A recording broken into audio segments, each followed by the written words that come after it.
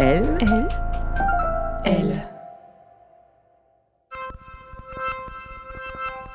Et si l'amour, c'était une aventure plus grande que nous ? Un événement qui nous emmène plus loin qu'on avait imaginé, qui change nos points de vue, bouscule nos convictions, fait exploser nos certitudes. Parce que je t'ai rencontré, je ne serai plus jamais la même, et je m'ouvre à d'autres horizons que je croyais inatteignables. L'amour vu comme un voyage au pays de l'autre, on en parle dans « Il était une première fois ». Dans chaque épisode, un amoureux ou une amoureuse nous raconte les circonstances de leur rencontre et la naissance de leurs sentiments. Je suis Florence Trédez, je suis journaliste au magazine Elle, et je vais vous parler aujourd'hui d'une histoire qui débute par un grand frisson. Un frisson de froid même, car nous sommes en Laponie, le pays des aurores boréales, et il fait -30. Marissa a suivi une amie invitée à ce voyage par son comité d'entreprise et s'apprête à faire du chien de traîneau avec l'un de ses collègues, Liam, aussi timide et pudique qu'elle. Arriveront-ils à briser la glace ? Vous le saurez en écoutant Marissa se confier au micro de Bénédicte Gilles. Bienvenue dans Il était une première fois, un podcast du magazine Elle. J'ai rencontré l'amour pour la première fois à Paris. Un amour qui m'a bouleversée, qui m'a traversée, mais c'était un amour qui était très jeune, trop jeune. Quand, dans ma vingtaine, après ce premier amour, je pouvais me rendre compte qu'il y avait un homme ou un garçon qui manifestait un intérêt vis-à-vis de moi, j'étais flattée. Et j'ai senti comme un besoin d'aller creuser et regarder ce qu'il y avait derrière. Et à force d'être un peu désillusionnée, j'ai développé un mantra que je vais me répéter souvent, qui était mon mantra des 3 P pour patience, prudence et pudeur. Et ça m'aidait dans chaque nouvelle rencontre pour essayer justement de calmer mes ardeurs, pour laisser la place à la rencontre, pour laisser la place à l'autre et me laisser de la place. Et je dois dire que ça m'a pas mal aidée.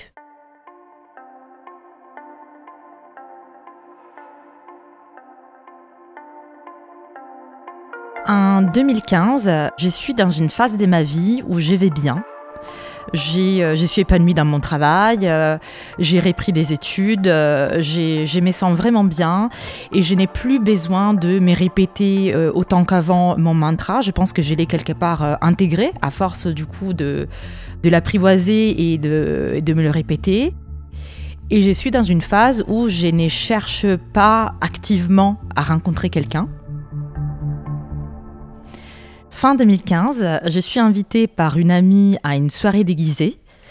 La soirée, elle est tranquille, il y a du monde, il y a plein de monde que j'ai jamais rencontré, tout le monde est déguisé, ça se passe bien. Puis assez tôt dans la soirée, je décide que ça y est, c'est cool, j'ai envie de rentrer et du coup je rentre. Les lendemains de la soirée, mon amie m'envoie un SMS et elle me dit que j'ai tapé dans l'œil de son collègue Liam. Du coup, forcément, ça me flatte. Ça fait toujours plaisir de savoir que quelqu'un te trouve jolie. Mais j'avais même pas trop flashé sur Liam. Je l'avais même pas bien regardé. Donc, je vois à peu près qui il est, mais j'avais pas discuté avec lui pendant la soirée. Mon amie me dit que Liam est quelqu'un de très sympathique. Elle me conseille de le voir. Elle aimerait qu'on soit ensemble. Elle rigole beaucoup à l'idée que quelque chose puisse se passer entre nous. Elle me dit aussi que, par contre, Liam, il est musulman et que il chercherait une fille musulmane pour une relation à long terme. Je me dis, s'il est musulman et qu'il cherche une fille musulmane, ça va être assez compliqué qu'il y ait quoi que ce soit entre nous, parce que moi, je ne suis pas musulmane, je n'ai pas pour projet de devenir musulmane. Ma famille est chrétienne. En Italie, où j'ai grandi, on allait à l'église tous les dimanches quand j'étais enfant. Mes parents, en fait, ils m'avaient transmis cette nécessité presque de perpétuer la tradition chrétienne, d'épouser un chrétien à l'église. Du coup, j'ai comme un mur qui s'élève en me disant « ce n'est pas possible, tu ne peux pas franchir ce mur-là ».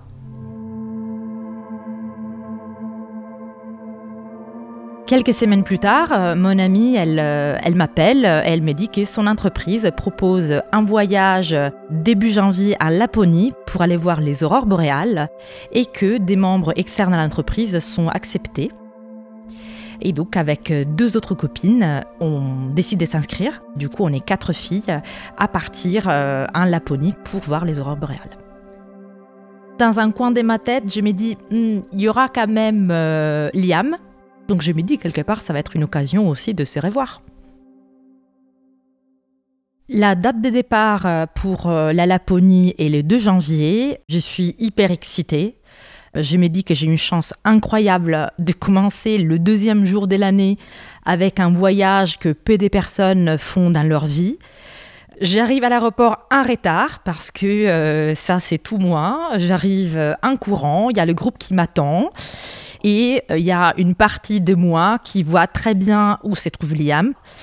Je ressens son regard sur moi. Pour autant, je ne l'ai pas cherché du regard pour lui dire salut. Je sens que lui aussi, il est à distance. Et c'est très bien comme ça. Le vol se passe bien. On arrive à l'aéroport où il fait déjà moins 30. Bien évidemment, on est arrivé en Laponie. On nous amène au chalet. Il y a une lumière orangée, chaude, qui rentre par les baies vitrées. C'est comme s'il y avait un coucher de soleil constant. Le lendemain matin, on va s'équiper, on se déguise un peu en bonhomme Michelin parce qu'on a 5 couches et on est tout sauf sexy. On nous a dit, à nous les filles, de ne pas du tout se maquiller parce que par moins 30, ça peut faire mal au visage et on ne pourra pas après se démaquiller. Et donc, j'arrive les matins dans toute ma naturelle beauté, prête à commencer la première activité de la semaine, qui est donc de la motoneige. Et cette activité, elle se pratique à 2. Il faut être un binôme. Il y a du coup les binômes qui rapidement commencent à se former. Il y a une partie de moi qui s'est dit c'est quand même l'occasion de peut-être faire de la motoneige avec Liam. Et en même temps, je n'ose pas lui demander, je ne sais pas s'il a envie de faire de la motoneige avec moi. Et donc, ce sont des secondes interminables, d'un confort certain où je ne sais pas quoi faire, mais je veux juste que ça se passe vite. Finalement, puisque les binômes sont quasiment tous faits, il n'était pas très loin de moi. J'arrive à lui dire, tiens, en gros, il ne reste plus que nous, allez, faisons-le ensemble, alors que finalement, c'est ce que je voulais. Et il accepte. Et donc, on se retrouve pour la première fois de la semaine, vraiment ensemble, pour commencer une activité tous les 2. C'est Liam qui commence le premier. Donc, moi, je m'installe derrière, je m'accroche à lui. Donc là, forcément, aussi, il y a un premier contact où il y a aussi un peu un ajustement de nos corps parce que je n'ose pas trop m'accrocher. Mais en même temps, si je ne m'accroche pas assez et qu'il va vite, je risque de tomber. C'est une activité où nos corps se rapprochent, mais on ne parle pas. Le soir, forcément, vu que l'activité, elle nous a rapprochés, on a vu qu'on avait quand même envie de faire cette activité ensemble, on se retrouve autour du feu et on commence un peu à discuter de tout et de rien. J'avais vraiment aucune attente vis-à-vis de cette conversation et je me rends compte que on a plein de sujets en commun, que ce soit sur des films, de la musique, des livres. En fait, on ne s'arrête pas de parler. On peut continuer à tirer les fils et c'est très agréable et je suis surprise. Ce qui est sûr, c'est que si mon ami ne m'avait pas dit qu'il m'avait remarqué, je ne l'aurais pas vu. Parce que Liam est quelqu'un de très sociable avec tout le monde, c'est quelqu'un de très avenant. Donc, comme il me sourit à moi, il sourit aussi aux autres. C'est quelqu'un de discret. J'aurais pu penser qu'il était très agréable, sympathique. Mais dès là, à me dire que je lui avais tapé dans l'œil, j'aurais pas réussi à le faire.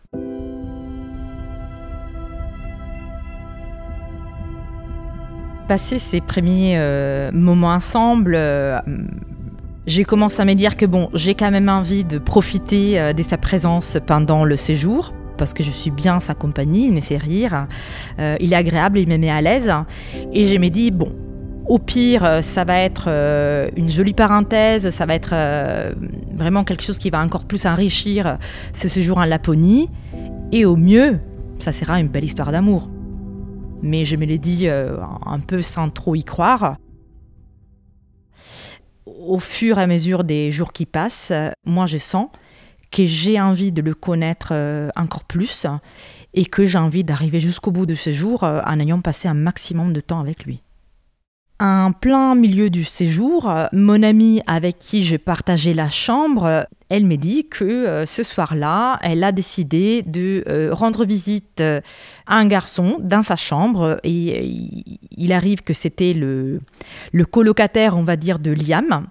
Et donc, elle me dit, écoute, moi, je vais aller dans leur chambre. Donc, si ça ne te dérange pas, et je pense que non, je vais demander à Liam de venir dans ta chambre le temps que moi, je reste un peu à côté. Je ne sais pas si je dois m'excuser parce que ce n'était pas mon plan, etc. Donc, je me sens mal à l'aise. Puis, heureusement que ça passe parce que quand il arrive, on se met à discuter, il me met à l'aise. Et en fait, tout est très détendu. Je sens qu'il n'a pas d'arrière-pensée, qu'il cherche rien d'autre que juste passer du temps avec moi pour me connaître.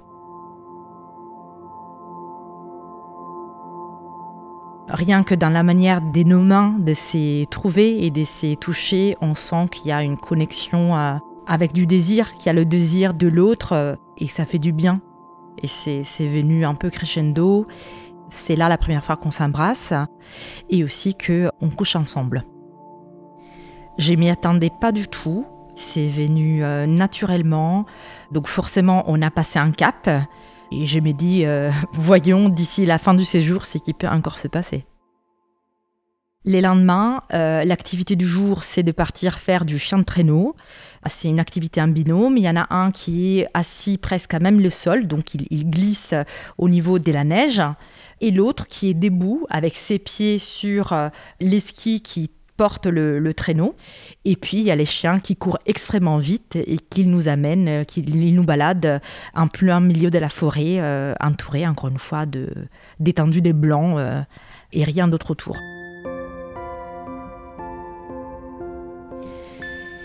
Et le moment où je suis moi derrière debout sur le traîneau, et Liam il est assis devant moi, je me mets à chanter des chansons en italien. Et je sens que je suis en train de lâcher prise parce que je suis quelqu'un de très timide. J'aime bien chanter, mais pour moi toute seule. Je n'aime pas ma voix, je n'aime pas chanter pour les autres, encore moins pour un homme. Et bien là, je me retrouve à chanter des chansons de mon enfance ou de mon adolescence en italien. Liam est content, il me demande de continuer. Je baisse mes gardes et je chante.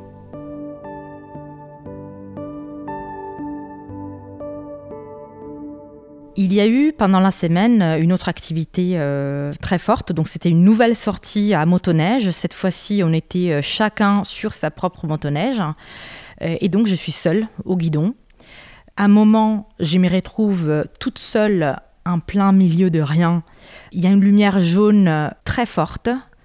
Je m'arrête et j'y ressens un moment de grâce absolue. Beaucoup de gratitude pour tout ce qui m'arrive, pour tout ce que j'ai vécu jusqu'à maintenant. Je commence à réaliser que ce que je suis en train de vivre avec Liam ne peut pas être juste une parenthèse.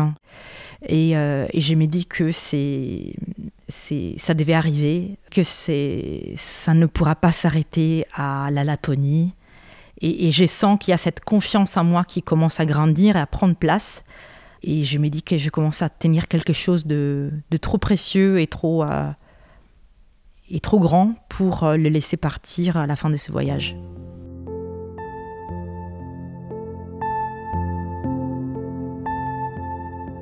La fin du voyage approche et c'était une évidence du coup d'aller passer ces dernières heures côte à côte dans l'avion. Donc on s'est mis à côté.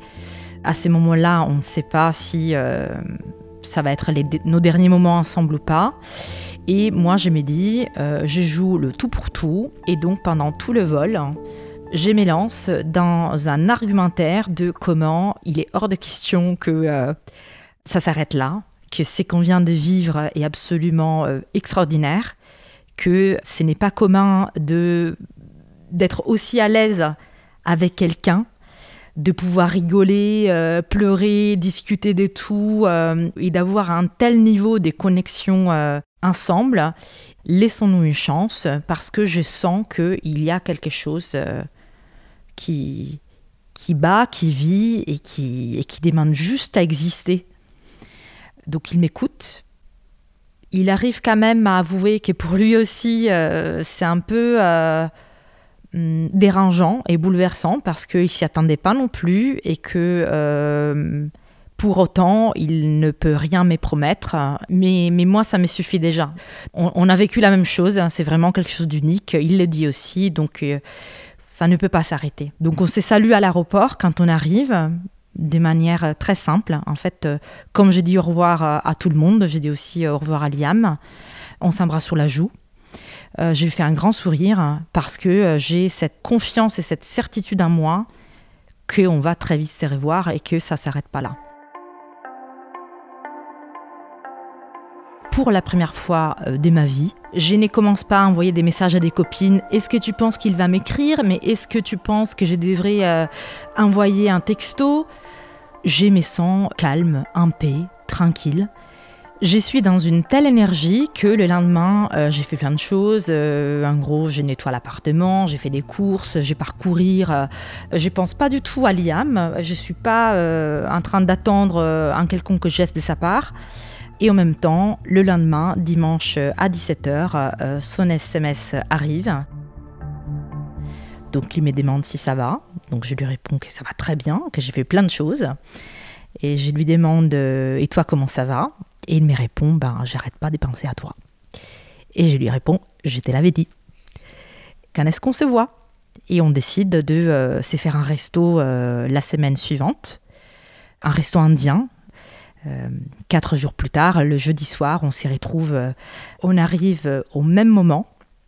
Donc on est sur le même trottoir. Moi, je marche vers le restaurant. Liam aussi. Je pense qu'en réalité, on est en train de marcher l'un vers l'autre parce qu'on se retrouve devant le restaurant et je vois qu'il a déjà changé de regard vis-à-vis de moi. Donc je me dis yes. Je me dis, je suis très contente de voir qu'il a laissé tomber des barrières. Liam, dans son regard, il y met beaucoup de tendresse, de douceur. Peut-être c'est déjà une forme d'amour. Je sens qu'il a très envie de me voir, qu'il est heureux, qu'il n'a plus besoin de cacher quoi que ce soit. Et on passe une super soirée, on parle de tout et de rien, on rigole. Et là, je lui pose la question, bon voilà, là on s'est revus. Je pense qu'on peut se dire qu'on avait envie de se revoir, qu'on est content de se revoir. Du coup, est-ce que ça te va qu'on se mette officiellement ensemble? Et il m'a dit oui.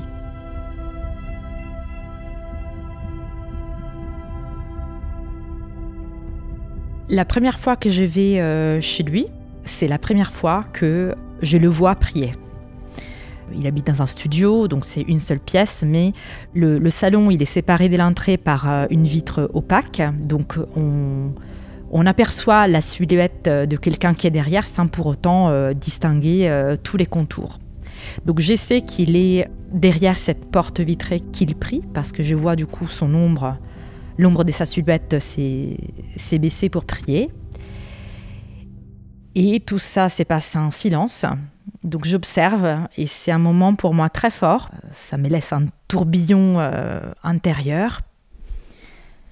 Je suis très touchée par la spiritualité qu'habite Liam et je suis émerveillée et en même temps un peu effrayée par quelque chose de très grand que je crois être trop grand entre lui et son Dieu.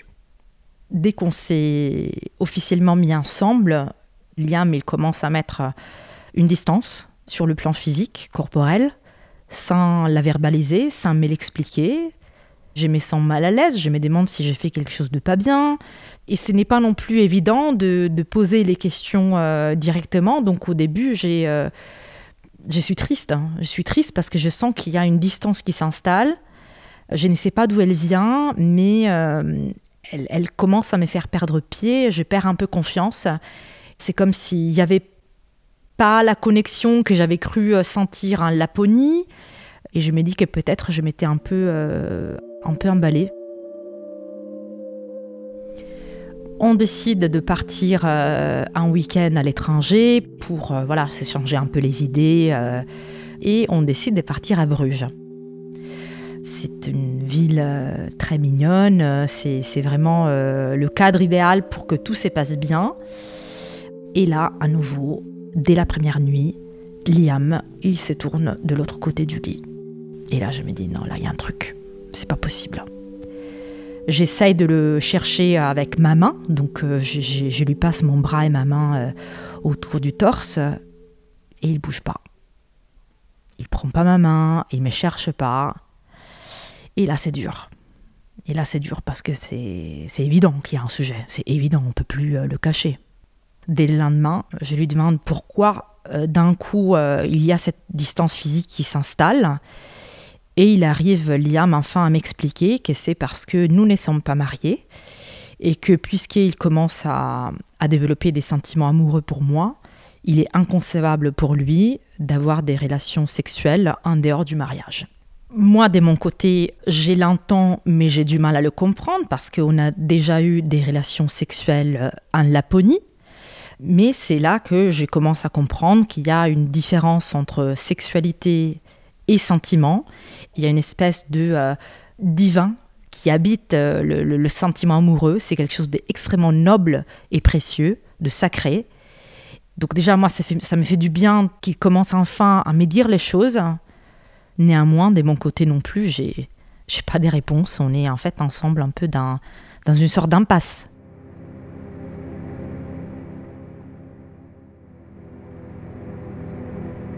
J'ai grandi avec une idée très basique, trop basique, que islam égale voile. Et donc, c'était tout un imaginaire collectif qui était construit dans les médias, dans la culture italienne, et avec lequel je ne m'étais pas encore trouvée à me confronter. Et donc, je me retrouve au moment où je rencontre Liam, face à face, avec des non-dits, de l'ignorance de ma part, et avec un monde qui peut s'ouvrir si je décide d'aller rencontrer cet ailleurs.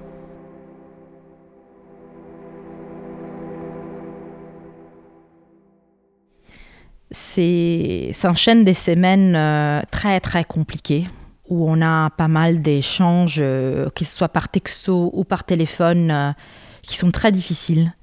Parce que je sens qu'une partie de lui veut abandonner, qu'il ne voit pas d'issue possible, parce que pour lui, du coup, l'issue, c'est le mariage, et c'est les mariages au sein de l'islam. Pour moi, c'est une question qui me tourmente, je ne sais pas par où la prendre, vraiment, je ne sais pas par où commencer.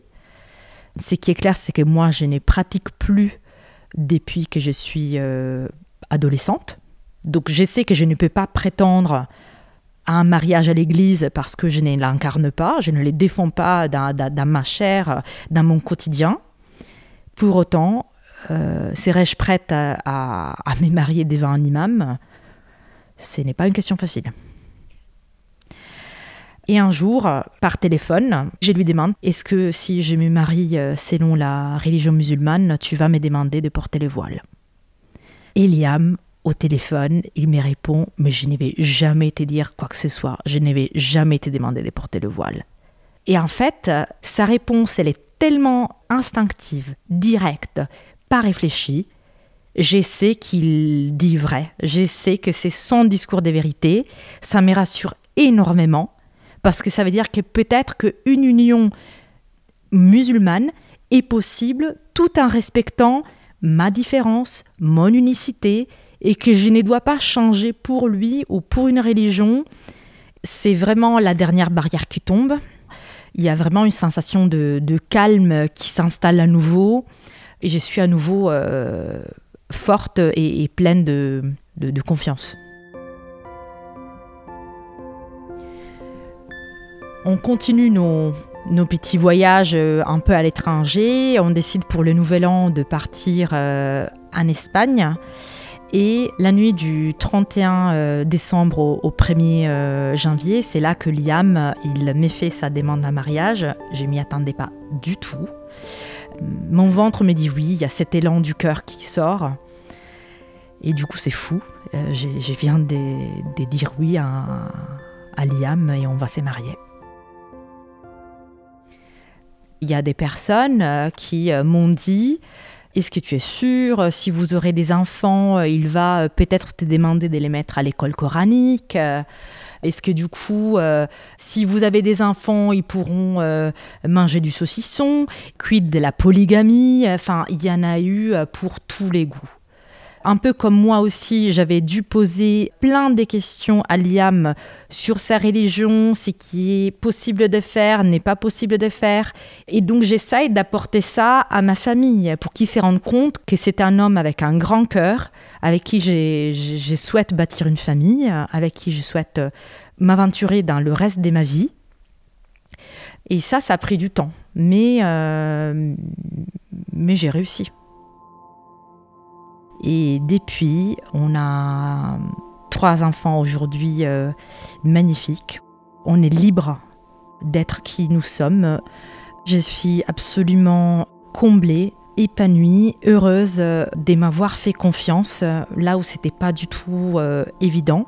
Avec un peu, quelque part, toujours mon mantra des 3 P, prudence, patience et pudeur, pour me rassurer et nourrir ma confiance, et puis la vie a fait le reste.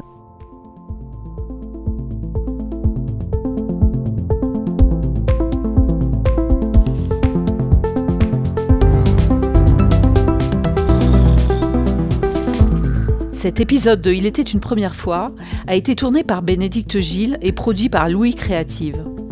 Théo Boulanger était à la réalisation et au mix. À bientôt!